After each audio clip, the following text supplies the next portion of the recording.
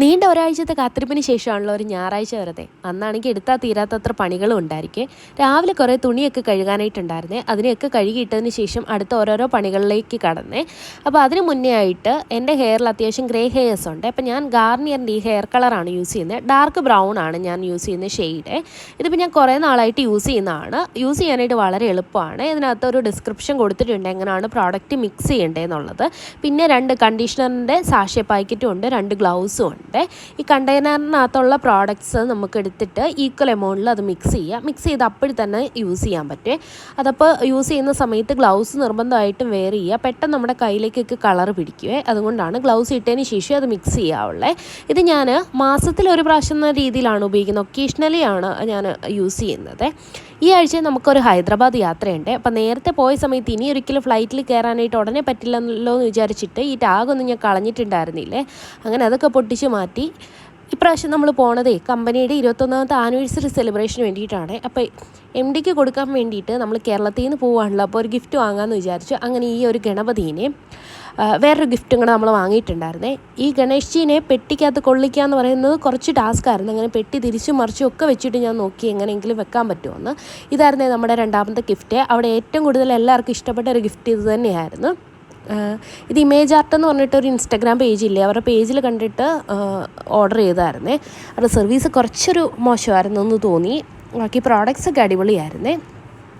ഇത് ഈ പെട്ടിയിൽ കൊള്ളും. പക്ഷേ ഗണേഷ്ജി എങ്ങനെ നോക്കിയിട്ടും പെട്ടിയിൽ കയറാനായിട്ട് സമ്മതിക്കുന്നുണ്ടായിരുന്നില്ല. അപ്പോൾ വേറൊരു കവറിനകത്തേക്ക് പാക്ക് ചെയ്തിട്ട് എനിക്ക് പിന്നെ ട്രാവലർ ബാഗ് കൊണ്ടുപോകാമെന്ന് വിചാരിച്ചു. കാര്യം നമുക്ക് 2 ദിവസത്തെ യാത്രയുള്ളേ. ഞാൻ ആദ്യമേ സാരി ഉടുക്കാമെന്ന് വിചാരിച്ചിട്ട് ഈ ഒരു കമ്മൽ ഒക്കെ എടുത്ത് വെച്ചിട്ടുണ്ട്. അങ്ങനെ രാവിലെ നമ്മൾ ബ്രേക്ക്ഫാസ്റ്റ് കഴിക്കാൻ പോവുകയാണ്. അതിൻ്റെ കൂട്ടത്തിലൊരു കട്ടൻ ചായയും കൂടെ ഇടാമെന്ന് വിചാരിച്ചേ. ദോശയും ചിക്കനും ആയിരുന്നു ബ്രേക്ക്ഫാസ്റ്റ്. അതൊക്കെ കഴിച്ചതിന് ശേഷം സാരി അയൺ ചെയ്ത് വെക്കാമെന്ന് വിചാരിച്ചു. അപ്പം നമുക്ക് അവിടെ ചെന്നതിന് ശേഷം കുറച്ചൊരു ടൈമേ കിട്ടത്തുള്ളൂ. അങ്ങനെ സാരിയൊക്കെ അയൺ ചെയ്ത് വെച്ചേ. ഇത് ഞാൻ കഴിഞ്ഞ ദിവസം ഫ്ലിപ്കാർട്ടിൽ നിന്ന് വാങ്ങിച്ചതായിരുന്നു. ഈ സാരിയെ കാണാനായിട്ട് നല്ല ഭംഗിയില്ലേ. അതിനകത്ത് മോഡൽ ഉടുത്തുകൊണ്ട് നിന്ന് കണ്ടപ്പോഴത്തേക്കിന് നല്ല ഭംഗി തോന്നിയേ. ഈയിടെയായിട്ട് സാരികൾ കാണുമ്പോഴത്തേക്കിന് കുറച്ചൊരു ക്രേസാണ്. കുറച്ചധികം സാരി ഞാൻ ഈ അടുത്തിടെ വാങ്ങിച്ചിട്ടുണ്ടായിരുന്നു. ഓഫീസിലൊക്കെ ചുമ്മാ എടുത്തുകൊണ്ട് പോകുമ്പോൾ ഒരു രസമല്ലേ. എല്ലാ ദിവസവും നമ്മൾ ചുരിദാറും ജീൻസും ടോപ്പൊക്കെ ഇട്ട് പോകുമ്പോൾ ഒരു വെറൈറ്റി. ഇതിൻ്റെ ബോർഡർ കണ്ടോ, കുറേ നല്ല ലെങ്തുള്ള ഡിസൈനാണ് അതിനകത്ത് വരുന്നത്. അങ്ങനെ ഉച്ചയ്ക്ക് ഇവിടെ അടുത്തൊരു മരണ വീട്ടിൽ 41 അപ്പോൾ അതിന് പോയി അവിടെ പോയി കഞ്ഞിയൊക്കെ കുടിച്ചേ. അങ്ങനെ വൈകുന്നേരം ആയപ്പോഴത്തേനും ഞാൻ എൻ്റെ ചേച്ചിയുടെ വീട്ടിൽ ചെന്നേ. നാളെ രാവിലെയാണ് ഫ്ലൈറ്റ്. അപ്പം ഇവിടെ നിന്നാണ് നാളെ രാവിലെ പോകുന്നത്. ഇത് ഓടപ്പൂവാണേ. നമ്മുടെ കൊട്ടിയൂർ ക്ഷേത്രത്തിലൊക്കെ കിട്ടത്തില്ലേ, അവിടുന്ന് വാങ്ങിച്ചതാണ്. അങ്ങനെ അവിടെ ചെന്നപ്പോഴത്തേനും കപ്പയും ചിക്കൻ കറി ഉണ്ടായിരുന്നു. അതൊക്കെ കഴിച്ചേ. ഈ ഒരു സാധനമൊക്കെ ഞാൻ ശരിക്കും മിസ് ചെയ്യുന്നുണ്ട്. ഇടുക്കിക്കാർക്കൊക്കെ ഒരു കപ്പയില്ലാത്ത ഞായറാഴ്ചയെക്കുറിച്ച് ചിന്തിക്കാനേ പറ്റത്തില്ലല്ലോ. അങ്ങനെ വൈകുന്നേരമായി. ചേച്ചിയുടെ മോളാണ് ഇന്ന് വിളക്കൊക്കെ വെച്ചത്. അവിടെ അകത്തൊരു വിളക്ക് വെക്കും, പുറത്തും വയ്ക്കേ. അങ്ങനെ വിളക്കൊക്കെ വെച്ച് അത്യാവശ്യം തണുപ്പൊക്കെ ഉള്ള ക്ലൈമറ്റാണ് ഇപ്പോഴേ. ഞാൻ പറഞ്ഞില്ലേ, ഇവരുടെ വീടിന് കുറച്ചൊക്കെ അടുത്തായിട്ടാണ് കടലും അങ്ങനെയൊക്കെ വരുന്നത്. പൊതുവേ മരങ്ങളൊക്കെ ഏറെ ഉള്ളതുകൊണ്ട് അവിടെ അത്യാവശ്യം നല്ല ക്ലൈമറ്റാണ്. ഇത് പഞ്ചാമൃതമാണ്. ശബരിമലയിൽ നിന്ന് വാങ്ങിച്ചതാണ്. ഞാൻ ആദ്യമായിട്ടാണ് ശബരിമലയിൽ പഞ്ചാമൃതം കഴിക്കുന്നത്. അത് ഞാനൊരു ഇൻസ്റ്റാഗ്രാം വീഡിയോയിൽ കണ്ടിട്ടാണ് ചേച്ചിയുടെ ഹസ്ബൻഡ് മലയ്ക്ക് പോയപ്പോൾ പറഞ്ഞു വിട്ടതാണ്. നല്ല ടേസ്റ്റായിരുന്നു. ഈ ഒരു ചെറിയ ബോട്ടിൽ ഏകദേശം 125 രൂപയാണ്. അതിന് സെപ്പറേറ്റ് ടൈമും കൗണ്ടറൊക്കെയാണ് അത് വാങ്ങാനായിട്ട്. അങ്ങനെ രാവിലെ നമ്മൾ പുറപ്പെട്ടു. ഏകദേശം 4 മണിയൊക്കെ ആയപ്പോൾ പോയിട്ടുണ്ടായിരുന്നേ. അങ്ങനെ എയർപോർട്ടിലെത്തി. ഈ പ്രാവശ്യത്തെ യാത്ര കുറച്ചൊരു ഡിഫറെൻ്റ് ആയിരുന്നേ. നമുക്ക് ഏറ്റവും ഇൻഡിഗോയുടെ ഒരു ബസ് വന്ന് ബസ്സിൽ കയറി പിന്നെ ഫ്ലൈറ്റിന് അവിടെ കൊണ്ടേ ഇറക്കി വിട്ട് അങ്ങനെ ഫ്ലൈറ്റിൻ്റെ വിൻഡോ സീറ്റിൽ കയറി. ഇതല്ലായിരുന്നു എൻ്റെ സീറ്റ്, വേറെ സീറ്റായിരുന്നു. ജസ്റ്റ് കുറച്ച് നേരം അവിടെ ഇരുന്ന് അങ്ങനെ നമ്മൾ ഹൈദരാബാദ് എത്തിയേ.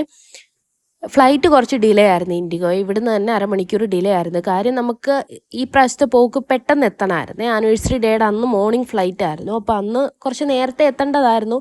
അതല്ലെങ്കിൽ അങ്ങനെയാണല്ലോ, നമുക്ക് അത്യാവശ്യമായിട്ട് എത്തേണ്ടപ്പം അത് ഡിലേ ആവും. അങ്ങനെ ഓഫീസിലൊക്കെ ചെന്ന് എല്ലാ കാര്യം കഴിഞ്ഞിട്ട് നമ്മുടെ പാർട്ടി നടക്കുന്ന റിസോർട്ടിലായിരുന്നു. റിസോർട്ടിലേക്ക് പോയിക്കൊണ്ടിരിക്കുകയാണ്.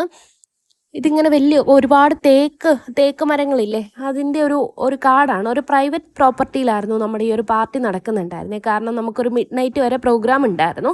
അപ്പോൾ വേറെ ഹോട്ടൽസിലൊക്കെ ആണെന്നുണ്ടെങ്കിൽ എല്ലാവർക്കും അതൊരു ഡിസ്റ്റർബൻസ് ആവുമല്ലോ. അപ്പോൾ പ്രൈവറ്റ് പ്രോപ്പർട്ടി ആയതുകൊണ്ട് തന്നെ നമുക്ക് അത്യാവശ്യം നല്ല രീതിയിൽ ആ ടൈം യൂട്ടിലൈസ് ചെയ്യാൻ പറ്റിയിട്ടുണ്ടായിരുന്നു. വേറെ ഡിസ്റ്റർബൻസ് ഒന്നും ഇല്ലായിരുന്നു. അങ്ങനെ നമ്മൾ റിസോർട്ടിലെത്തിയേ.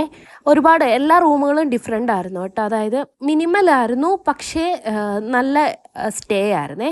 ഇവിടുത്തെ ക്ലൈമറ്റ് ആയിരുന്നെങ്കിൽ അത്യാവശ്യം നല്ല തണുപ്പുണ്ടായിരുന്നു. അതുകൊണ്ട് തന്നെ തിരിച്ചു വന്നപ്പോഴത്തേനും പനിയൊക്കെ പിടിച്ചാണ് വന്നത്. ടെൻ്റ് ഉണ്ടായിരുന്നു, ഇങ്ങനത്തെ ചെറിയ ഹട്ടുകളുണ്ടായിരുന്നു, ഒരുപാട് മരങ്ങളുണ്ടായിരുന്നേ. അതുകൊണ്ട് തന്നെ നല്ല ഇതുണ്ട്, ക്യാമ്പ് ഫയർ ഒക്കെ ഉണ്ടായിരുന്നു. ഇതൊക്കെ രാത്രിയിലുണ്ടായിരുന്നേ. എല്ലാ റൂമിൻ്റെ ഫ്രണ്ടിലായിട്ടും നിറയെ മരങ്ങളൊക്കെ ഉണ്ടായിരുന്നു. വെറൈറ്റി ഫ്ലവേഴ്സൊക്കെ ഉള്ള മരങ്ങളും ഫ്രൂട്ട്സും ഒക്കെ ഉണ്ടായിരുന്നേ. അങ്ങനെ കുറേ നേരം നമ്മൾ അതുവഴിയൊക്കെ കറങ്ങി പതുക്കെ റൂമിലേക്ക് പോവുകയാണ്. ഓരോ ഏരിയ കാണുമ്പോഴത്തേക്കിനും നമുക്കൊരു 2-3 ദിവസമൊക്കെ സ്പെൻഡ് ചെയ്യാനായിട്ടുണ്ടെന്നുണ്ടെങ്കിൽ അത്യാവശ്യം നല്ല വൈബുള്ളൊരു സ്ഥലം കൂടിയാണ്.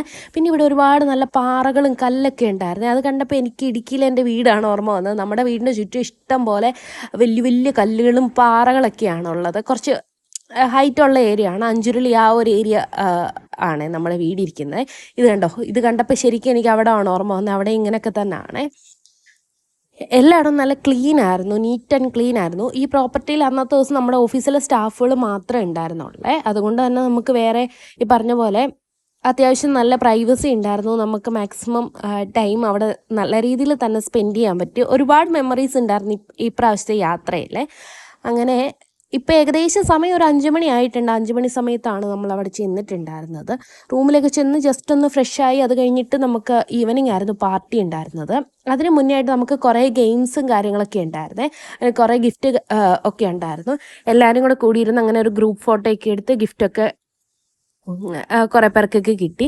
ഇത് വന്നിട്ട് ഡിസംബർ മുല്ലയാണേ. നമ്മുടെ ഇടുക്കി വീട്ടിൽ അടുത്തൊക്കെ ഉണ്ടായിരുന്നു. പണ്ടൊരു പ്രാവശ്യം ഇങ്ങനെ ഈ ഡിസംബർ മുല്ല ഇങ്ങനെ പൊട്ടിക്കാൻ പറ്റും. അങ്ങനെ പൊട്ടിച്ചുകൊണ്ട് നിന്നപ്പോഴാണ് എന്നെ ഒരു നായ കടിച്ചത്. ഇത് കണ്ടപ്പോൾ എനിക്ക് പെട്ടെന്ന് അത് ഓർമ്മ വന്നു. ഇത് കുറേ നാൾ കൂടിയാണ് അത് ഞാൻ കണ്ടത്. ഇവിടെ തിരുവനന്തപുരത്തൊന്നും ഇല്ലെന്ന് തോന്നുന്നു. ഇവിടെ ചോദിച്ചപ്പോൾ ആർക്കും അങ്ങനെ അതിനെക്കുറിച്ച് വലിയ ധാരണ ഇല്ലെന്ന് പറഞ്ഞു. നല്ല രസമാണ്. നമ്മുടെ അവിടെയൊക്കെ ആണെങ്കിൽ വീടിൻ്റെ മുകളിലേക്കൊക്കെ ഇതിങ്ങനെ പടർത്തിയിട്ടിട്ട് നല്ല ഒത്തിരി ഫ്ലവേഴ്സ് ഉള്ളപ്പോൾ കാണാനായിട്ട് രസമല്ലേ, നിറച്ചിങ്ങനെ പൂത്ത് നിൽക്കും അത്. അങ്ങനെ കുറേ നേരം ആ നൊസ്റ്റാൾജിയൊക്കെ ഞാനൊന്ന് അയവിറക്കി നിൽക്കുകയാണ്. ഒത്തിരി നാൾ കൂടിയാണല്ലോ അതൊക്കെ ഒന്ന് കണ്ടത്. പിന്നെ ഇങ്ങനത്തെ ഈ മഞ്ഞ മുളയില്ലേ, അത് മിക്കയിടത്തും ഉണ്ടായിരുന്നു ഇവിടെ. ഇതിൻ്റെ അപ്പുറത്തേക്ക് വലിയൊരു കാടാണ്. ഞാൻ പറഞ്ഞില്ലേ ഇതൊരു പ്രൈവറ്റ് പ്രോപ്പർട്ടിയാണ്. ഒരു ജംഗിളിൻ്റെ നടുക്കുള്ളൊരു ഇതാണ്. അപ്പം നമ്മൾ പാർട്ടിക്ക് പോകാൻ വേണ്ടിയിട്ട് റെഡി ആയിട്ട് നിൽക്കുകയാണ്. ഈ ഡ്രസ്സ് ഞാൻ ഇഹാ ഡിസൈൻസിൽ നിന്ന് വാങ്ങിച്ചതായിരുന്നേ. ഇതാണ് ഓർഡർ ചെയ്തൊരു 2 മാസം കഴിഞ്ഞപ്പോഴാണ് കയ്യിൽ കിട്ടിയത്. അതിന് മാത്രം ഒന്നും ഇല്ലായിരുന്നു ആ ഡ്രസ്സ് കിട്ടിയ സമയത്ത്. ഏകദേശം 1300 രൂപയായിട്ടുണ്ടായിരുന്നു. പക്ഷേ അത്ര വർത്താണോ എന്ന് ചോദിച്ചാൽ അല്ല. പിന്നെ നമ്മുടെ പതുക്കെ പാർട്ടിയൊക്കെ തുടങ്ങി. അങ്ങനെ നൈട്രജൻ ബലൂൺ പറത്തിയതാണ്. ബലൂൺ ഇതിനകത്ത് കിട്ടിയിട്ട് കുറച്ച് പോർഷനേ കിട്ടിയിട്ടുള്ളേ. അങ്ങനെ ബലൂൺ പറന്ന് അതങ്ങ് പോയി. അത് കഴിഞ്ഞിട്ട് നമുക്കൊരു ടീ ബ്രേക്ക് ഉണ്ടായിരുന്നേ. അവിടുത്തെ ചായ എന്ന് പറഞ്ഞിട്ടുണ്ടെങ്കിൽ ചെറിയ കപ്പിലാണ് നമുക്ക് ചായ തരുന്നത്. പക്ഷെ ഭയങ്കര ടേസ്റ്റാണ്. എന്തിൻ്റെ ടേസ്റ്റാണെന്ന് പറയാൻ പറ്റത്തില്ല. എല്ലാം ഉണ്ട്, ഇഞ്ചി മസാല അങ്ങനെ എല്ലാത്തിനും കൂടെ ഒരു ടേസ്റ്റ് വരുന്നതാണ്. പിന്നെ അതിൻ്റെ കൂട്ടത്തിലൊരു സ്നാക്കും ഉണ്ടായിരുന്നേ. ഇതാണ് നമ്മുടെ സ്റ്റേയുടെ അവിടുത്തെ നൈറ്റ് വ്യൂ. എല്ലാ മരത്തിൽ കൂടെ ഒരുപാട് മരങ്ങളുള്ളതുകൊണ്ട് തന്നെ എല്ലാ മരത്തിൽ കൂടെയും കുറേ ലൈറ്റൊക്കെ ഉണ്ടായിരുന്നു. പിന്നെ ഇത് എൻട്രൻസിൻ്റെ അവിടെ വലിയൊരു ബുദ്ധൻ ഇരിപ്പുണ്ടായിരുന്നേ. ഇതൊരു ഹോളാണ്. നമുക്ക് പക്ഷേ പ്രോഗ്രാം ഉണ്ടായിരുന്നത് ഔട്ട്ഡോർ ആയിരുന്നേ. അതുകൊണ്ട് ഒരു കല്യാണ വീട് പോലെയായി. നല്ല രസമുണ്ടായിരുന്നു നമ്മുടെ പ്രോഗ്രാമേ. നമ്മുടെ കമ്പനിയുടെ 21st ആനിവേഴ്സറി ആണ് ഈ പറഞ്ഞ പോലെ.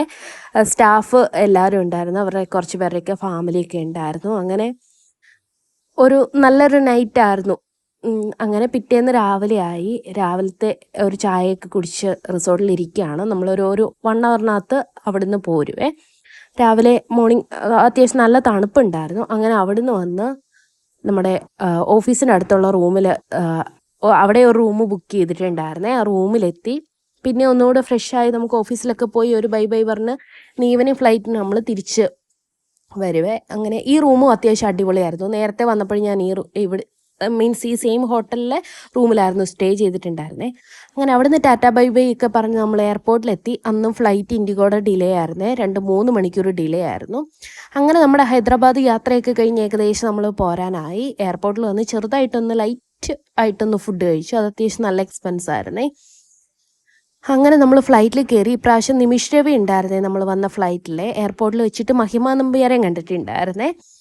പിന്നെ ഇങ്ങനത്തെ കുറച്ച് പസിൽസ് ഉണ്ടായിരുന്നു ചേച്ചിയുടെ പിള്ളേരുടെ കയ്യിൽ. പിന്നെ നമ്മൾ കുറേ നേരം ഇരുന്ന് പസിലൊക്കെ ചെയ്ത് കളിക്കുകയാണ്. ചേച്ചിയുടെ മോൻ അത്യാവശ്യം നല്ലതായിട്ട് ചെയ്ത്. ഇത് പിള്ളേർക്ക് അത്യാവശ്യം നല്ല യൂസ്ഫുൾ ആയിട്ടുള്ളൊരു സാധനമാണ്.